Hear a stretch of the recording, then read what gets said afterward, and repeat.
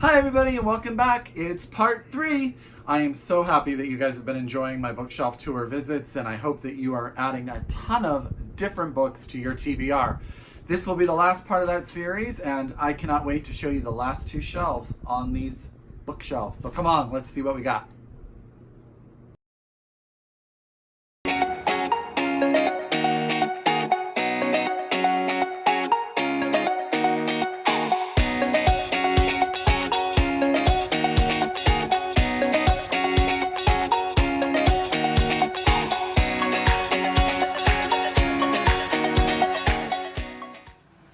Hi everyone, well, it is part 3 of my bookshelf tour. I hope you guys have enjoyed all of these videos, and I hope you are really in the mood to talk about some of my favorite authors, because that's what is left on my bookshelf here.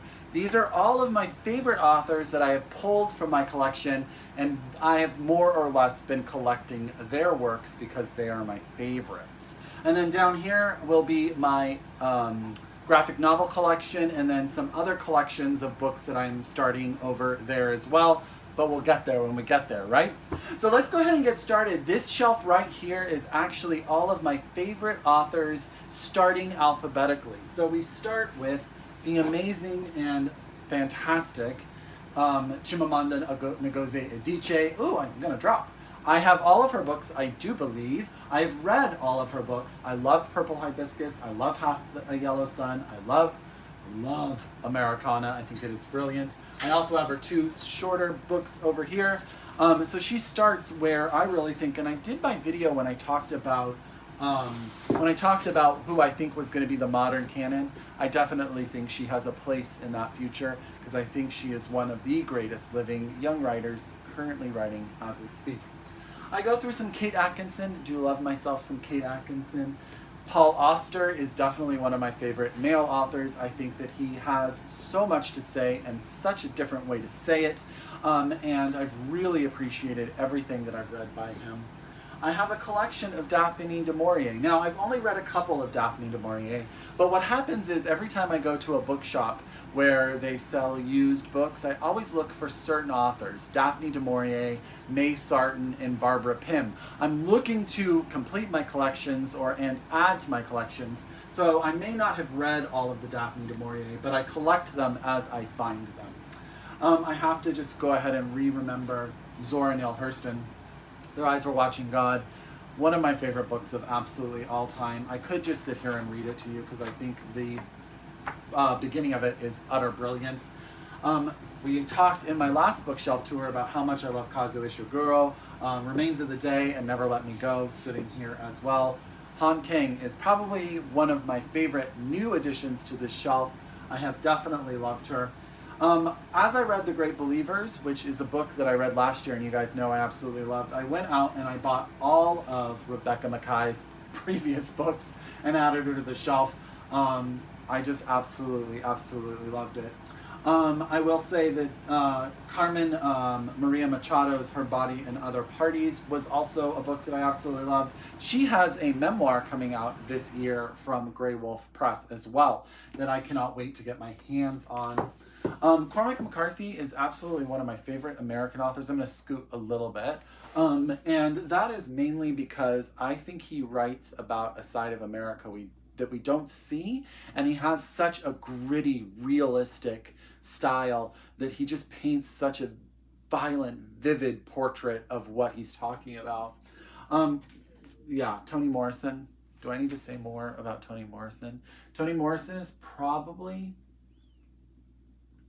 1 or 2, I can't decide, of my favorite authors of all time.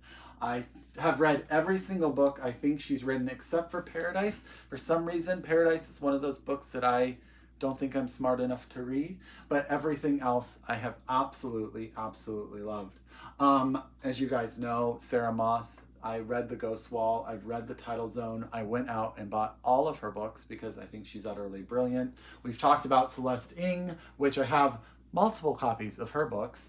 And then we go into Sarah Perry and the Essex Serpent, which is to me one of the greatest gifts I've ever received. Simon sent me a copy from the UK, and then my friend Steve actually got me this phenomenal paperback copy. I'm gonna bring it up here, but it has blue edges. And even though I already had a copy, this copy is way too beautiful not to have. So we're gonna move over to that side of the shelf, so I'll see you in just a second. Okay, so we are on the last part of the second to last shelf. I ended, I believe, with the Essex Serpent by Sarah Perry, and then we go into one of my favorite authors of all time. And I know that Sean the Book Maniac and Thomas over at hogglestock.com will totally agree with me. This is my Barbara Pym collection. I have been collecting Barbara Pym for years. I look and find whatever I can, and I just add and I add.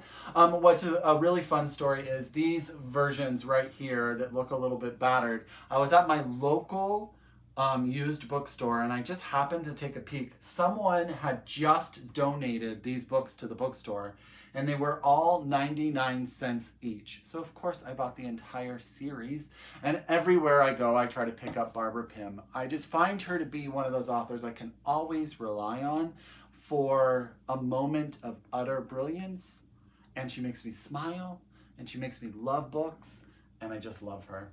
I've talked to you guys a bunch about Yoko Ogawa. I just think she's an amazing Japanese novelist. You know how I feel about Normal People by Sally Rooney.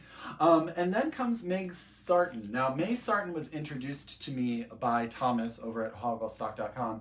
She wrote, I want to say through the 60s, 70s, and 80s. I want to say, don't quote me on that. She was an American lesbian writer, and she wrote 2 books that I just will rave about. The Magnificent Spinster is about a young woman who decides not to get married and take care of her family, and it is brilliant. And then the other one that I rave about is As We Are Now, which is this book right here. Isn't this like such a fabulously dated cover? It's just so great. This is about a woman, an older woman who has an injury and is put into a rehabilitation home for the elderly, and it is not treating people well, and the decision she makes on what to do with that. This book will surprise you, will absolutely surprise you. I think I have 2 or 3 copies of this book actually, because that's how much I love it. Hopefully I can get that back in there easily. May Sarton is one of those authors that I don't think enough people have heard of, and if you have heard of her, then spread the word, because she's amazing. Last but not least on this shelf, we can go through basically authors that I've already told you a ton about. There is Magda Szabo, who I think is one of the most brilliant writers, and I have all of her books from New York Review of Books here because I think that they have done such an amazing job putting them out. Miriam Taves is one of my favorite new authors I need to start collecting. Clearly, I only have 2 of her books in here. I have 2 more on my shelves in my TBR room. John Williams is one of my favorite authors of all time. Stoner is my favorite book of all time. Second, I don't know. It's close. It's close to the top. And then, of course, A Little Life by Hana Yanagihara. I know, Leo, when you watch this video, you'll be so happy to see her on my favorite author shelves. I think that these 2 books by her really announced her presence as an amazing, amazing new American literary voice. So we're going to move down to that side of the shelf, and then we'll finish up. Hey guys, so it's time. We are on the last shelf of my book tour, or my bookshelf tour, and we're going to talk graphic novels for a minute. So there are so many amazing graphic novels that I have, but I thought I would start with the 2 that Margaret Atwood put out a while ago, and that is Angel Catbird.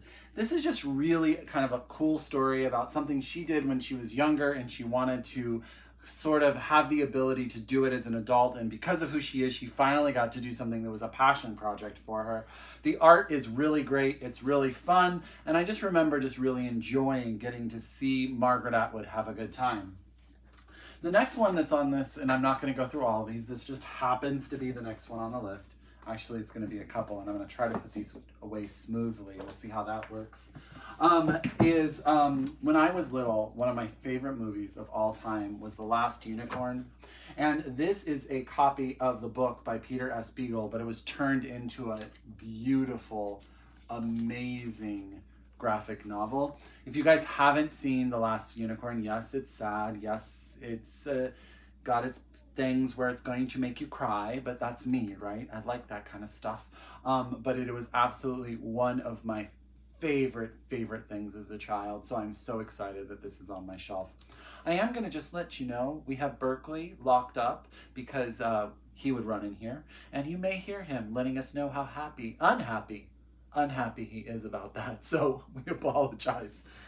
You can't not talk about Fun Home by Alison Bechdel if you talk about graphic novels. Is this one just not amazing? I know most of us have read it, but this memoir graphic novel really just opened my eyes to the power of this sort of genre, and yeah, it's freaking brilliant. There's so many more here to talk to you guys about as I turn around and try to do this. Some of my favorites are March by John Lewis and his story about his involvement in the civil rights movement. We could talk about Persepolis, which is an amazing Iranian memoir that just will blow your socks off if you haven't read it. But, well, and we could talk about Maus, but I did a whole video where I talked about Maus because Art Spiegelman is a genius. I've done a whole video about my brother's husband, and this is a Japanese graphic novel about a man and his young daughter in Japan. One day, a Canadian man shows up at the door saying that he was married to the man's twin brother, and he has come to learn about his family, and it sort of is about coming to terms with what you've lost, what you gained, and how family changes throughout time. It is beautiful and it is lovely, and I know so many people that have read it and absolutely loved it.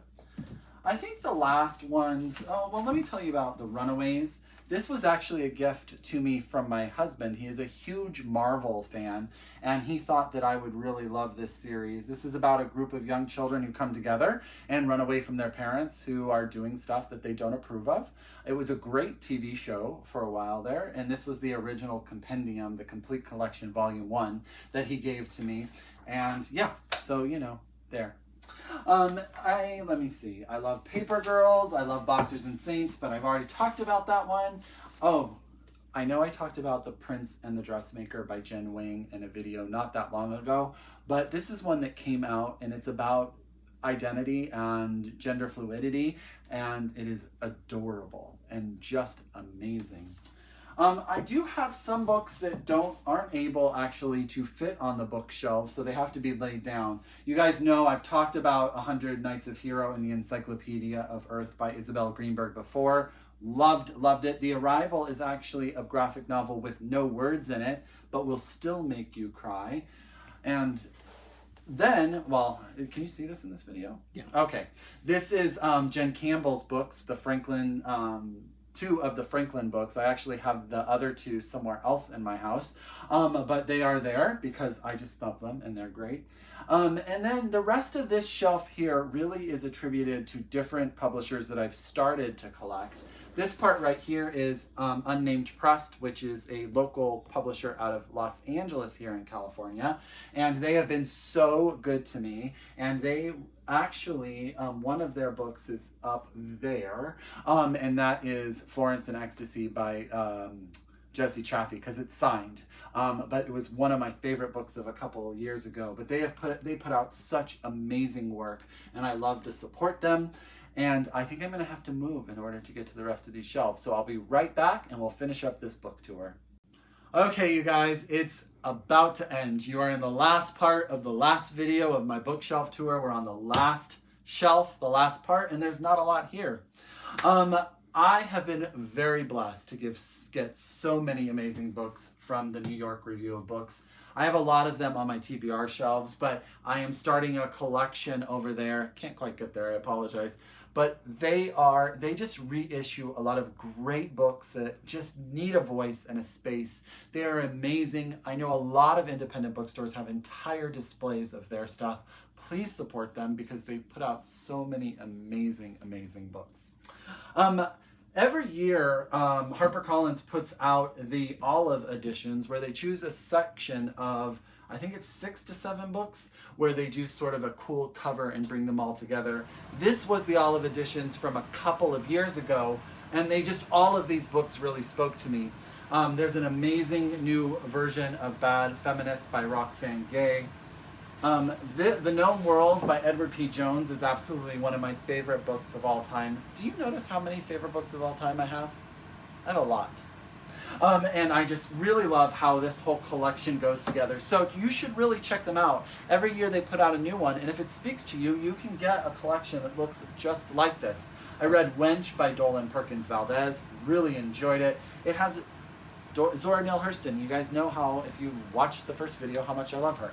And then last but not least, cannot be not said, Star Trek was something that was really, really important to me when I was a young kid. And last Christmas, I believe, my husband bought me all of these first edition Star Trek books for my shelf. And they really are just a reminder of when I was young, something I absolutely loved. I was a dork and a nerd, and I am unapologetic about it. And Star Trek played a big, big role in who I was when I was growing up. So this just sits there to remind me of who I am inside. Still a dork, still a nerd, but I'm okay with it. And then there you go. That's the shelf. I have this amazing antique typewriter that we bought at an antique shop, and it just sits here. And then this is actually a postcard from Simon Savage, just to remind me of an amazing friendship. As always, I hope that all of these videos have just introduced you to many of the books that I have on my shelves. This video could have been hours and hours long, because I could have told you about each and every book. I hope you liked it. As always, if you are a return subscriber, I say thank you so, so much. And if you are new to my channel and this was the first one, go back, watch the rest of my tours, and please come back for another video. As always, I wish you happy reading, and I'll see you guys in the future. Talk to you later. Bye!